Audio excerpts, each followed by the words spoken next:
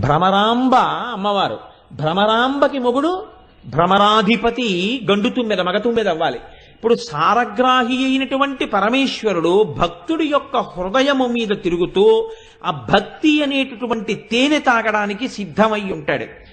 ఎవరు అమ్మవారి పాదముల మీద వాలుతారో, ఎవరు అమ్మవారికి నమస్కారం చేసి భక్తిని కోరుకుంటారో అటువంటి వారు ఈ తామర పువ్వు దగ్గరికి వెళ్ళేటట్టు చేస్తుంది.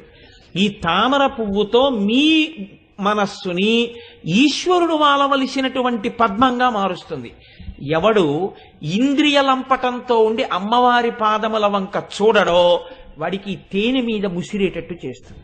అంటే ఆవిడేమనదు, ఇంద్రియ సుఖములను ఇచ్చేస్తుంది.